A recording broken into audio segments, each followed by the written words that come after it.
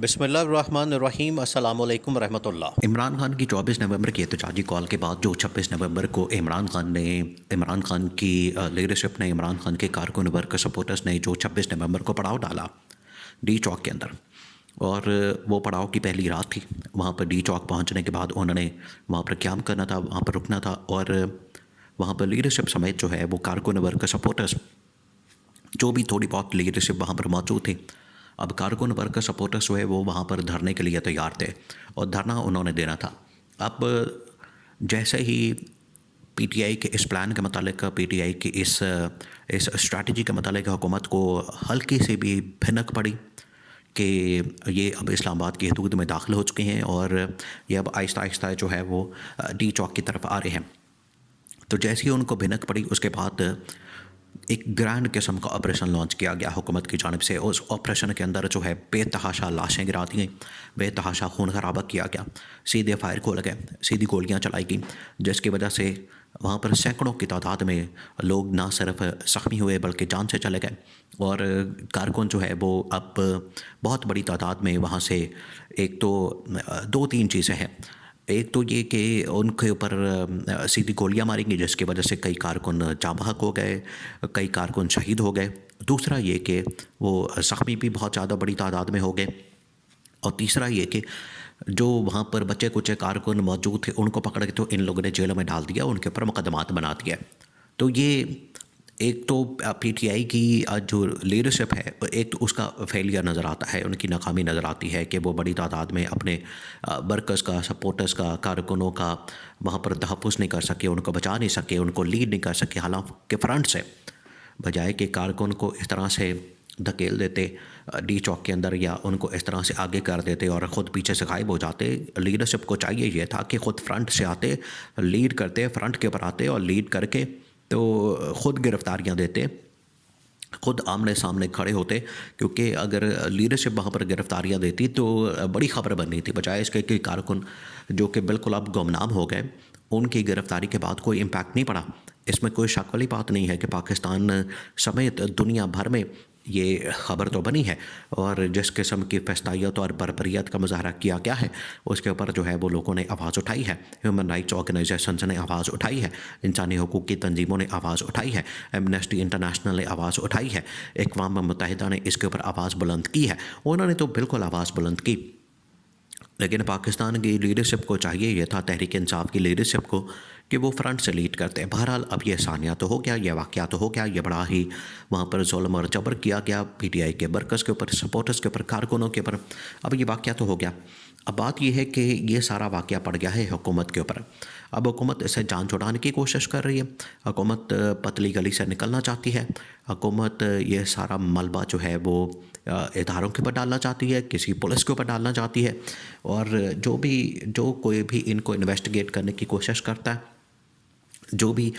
इसकी तहकीकात करने की कोशिश करता है, जो भी इसका डाटा हासिल करने की कोशिश करता है, इसकी तह तक पहुंचने की कोशिश करता है, लाशों की तादाद मालूम करने की कोशिश करता है, ज़ख्मियों की या वहाँ पर शहीद होने वाले डेड बॉडीज़ की शनाख्त के मतलब उनके डाटा के मतलब मालूमात हासिल करने की कोशिश करता है, तो उसको अगवा कर लिया जाता है, उठा लिया जाता है। जो आवाज़ उठाता है उसको उठा लिया जाता है, जो आवाज़ बुलंद करता है उसको गायब कर दिया जाता है। एक तो ये कि इनकी जानिब से सीधे फायर खोल गए, सीधी गोलियां चलाई गई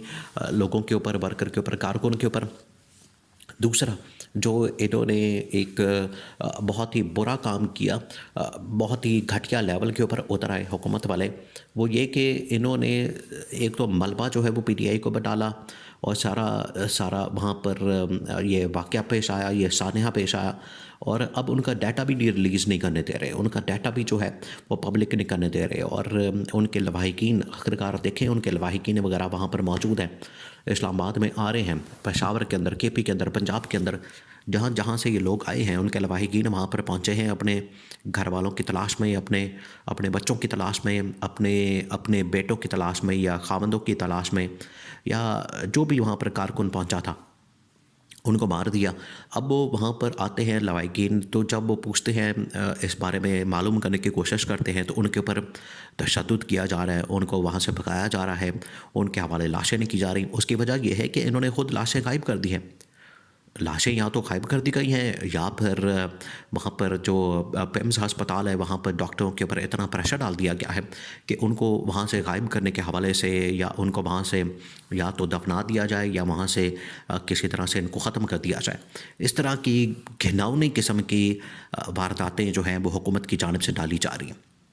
और शहबाज शरीफ रत्ती बराबर भी ज़िम्मेदारी लेने को तैयार नहीं। अब आप शहबाज शरीफ की बेहसी को देखें इमरान खान तो इनके बारे में ऐसे ही नहीं कहता कि हमने जब पहले भी 2014 के अंदर लॉन्ग मार्च का ऐलान किया था तो इन्होंने डॉक्टर ताहिर कादरी के ऊपर जो है वो हमला कर दिया था, उसके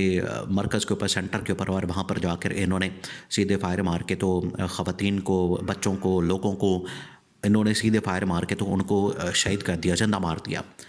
इमरान खान ने उस वक्त कहा था कि ये फस्तायत और बर्बरियत ये इनके दिमाग के अंदर है और उसी तरह से ये आगे बढ़ते हैं और इनकी फस्तायत का मुकाबला करना बड़ा ज़रूरी है। अगर इस वक्त इनका एहतसाब ना हुआ, इमरान खान ने उस वक्त ये डिमांड की थी, इमरान खान ने उस वक्त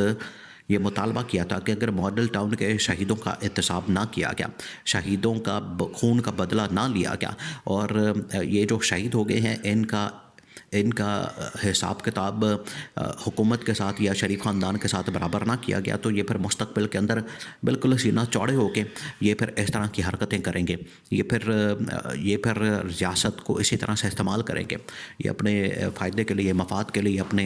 नफ़े के लिए ये रियासती जबर को इस्तेमाल करेंगे। बिल्कुल वैसा ही हुआ। आज भी इनकी वो वाली जो हालत है वो नहीं बदली, आज भी उससे बदले नहीं हैं, आज भी ये वहाँ से बिल्कुल ठीक नहीं हुए हैं, आज भी ये उसके ऊपर चार दौड़ते हैं। जब भी इनको मौका मिलता है, जब भी इनको कोई ना कोई मौका, अपॉर्चुनिटी सामने आती है और मुखालिफिन जो हैं वो इनके सामने आके खड़े होते हैं तो ये क्या करते हैं, उसके ऊपर चढ़ाई कर देते हैं, ये उसको रौंदना शुरू कर देते हैं, उसके ऊपर बुलडोज़ करना शुरू कर देते हैं और फिर रियासती जबर और जुल्म का इस्तेमाल किया जाता है। तो आज इन्होंने बिल्कुल वही वाक़या दोहराया। मॉडल टाउन के अंदर तो इन्होंने तकरीबन को 15 से 20 लोग मारे थे, उनको शहीद किया था। यहाँ तो सैकड़ों की तादाद में जो कि 200, 250, 300 के करीब लोग हो गए हैं, लेकिन क्योंकि उनका डाटा छुपाया जा रहा है इस वजह से इसकी कन्फर्मेशन जो है किसी भी सोर्स से ये होने ही नहीं दे रहे।